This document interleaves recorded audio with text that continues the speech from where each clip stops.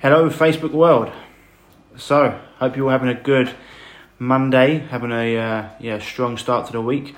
And if Monday evening's coming up, I hope you've managed to do everything you need to do to make sure that your week's a strong one.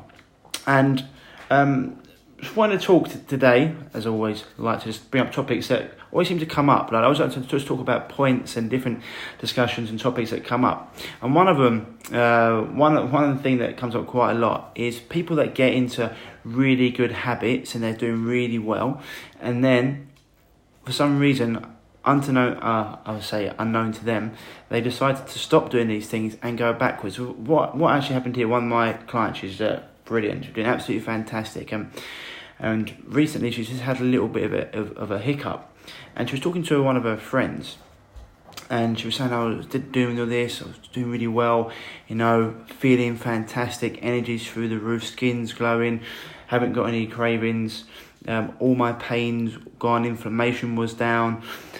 And then, for some reason, I stopped doing it. Stopped doing what I was doing, and all my pains come back. And her friend just asked a really simple question, which was, if you were feeling that good, why did you stop?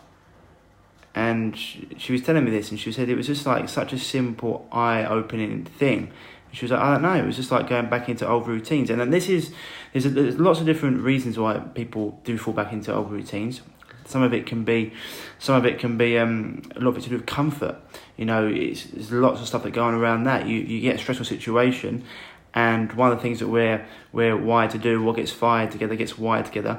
Especially when it comes from a young age, you cry, you want some comfort. Mum gives you the breast, and we associate sugar with comfort.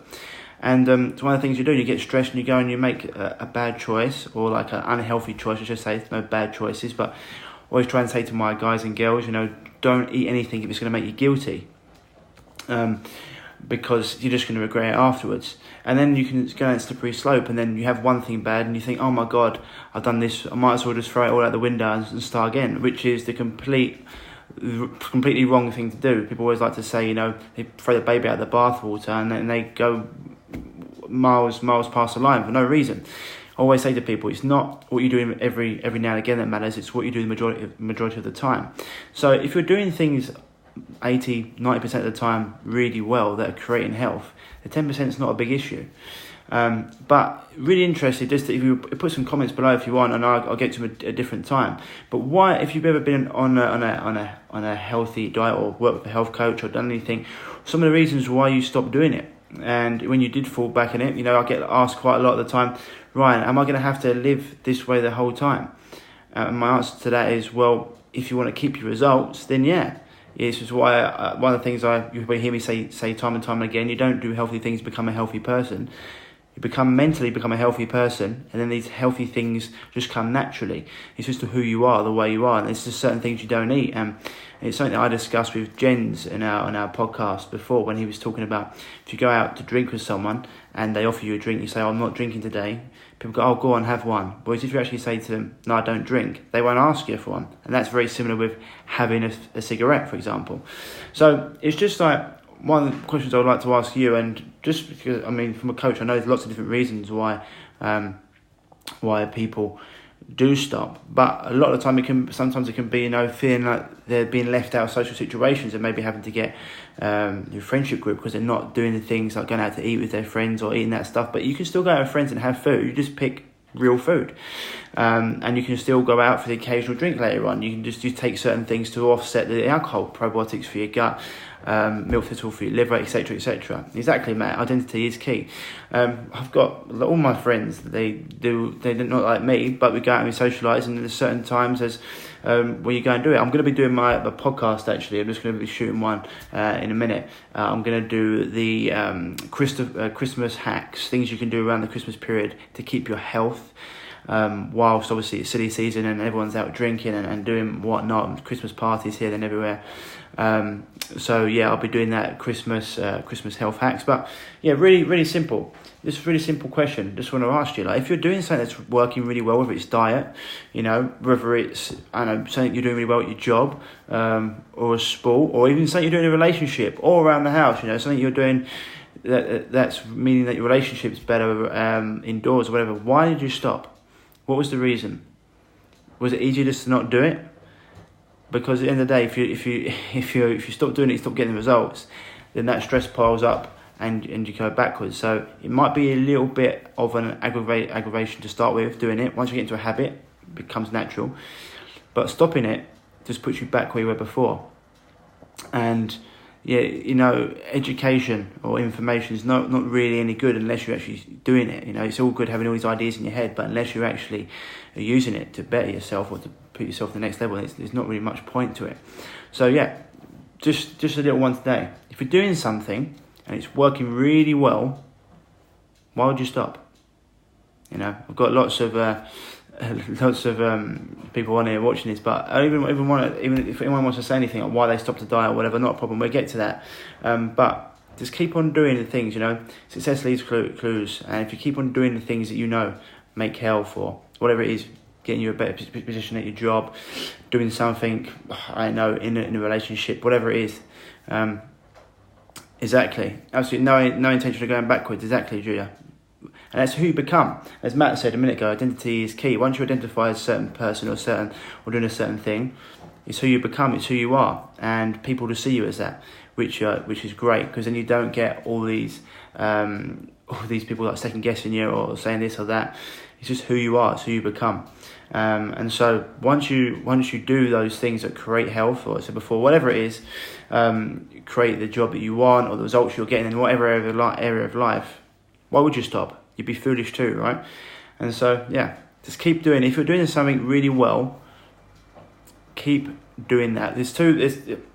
One of the things I actually want to get into as well, which I'll go into at another time. I'll just scratch on the surface of it here now. It's what we talk about with my coach Chris. He's awesome. He always talks about there's ways to get to something and why people change. Usually there's two ways. One of them is because you're exposed to some big emotional trauma. It might be a death, or someone might get ill, or something might happen to you. You might just miss a car on the road and almost had a car crash that could have ended your life. And you think, oh my God, I could be dead today. Now I'm going to do everything I can to move my life forward. And I'm going to go for things I never didn't go for before. That's one of the things that can happen. Or a loved one could pass away, or someone might get ill. And you think, oh, I'm going to do this. The other way, to do it is to be continually exposed to an idea or a solution, because those emotional traumas don't come along that often, and also most of the time you don't want them. They're not that nice to go through. They're not nice at all to go through. So what you want to do is actually continuously be exposed to an idea. For example, there's a book out there called The Miracle Morning. It's one of the things that all the top performers in the world they do. They all have a routine before 9 o'clock, and it's something that I've been doing for the last 18 months. And every morning I have a morning routine where I get up, lemon water, hydrate straight away, then go into my breathing routine. Then I do some left-handed writing, write with my wrong hand to fire up parts of my brain that doesn't usually get stimulated, so starting to create more neural networks. Then I go into what I do, journal, and then I go to the gym. So before 9 o'clock, most days I've done that, and then you get into your day. And it's just different things, learning different things. It keeps your brain fresh. You get exposed to new ideas, and if you're doing this stuff, you're always eating healthy. You go out and you have a bit of time with your friends and family. It's a really important time to socialise with friends and family. It's great for your health. But, exposing yourself to these things daily, that's why they always talk about doing things a certain amount of days before it becomes a habit.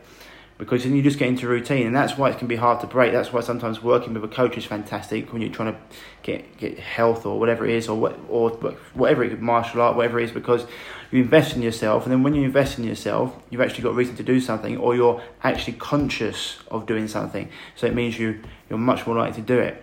You've got some skin in the game.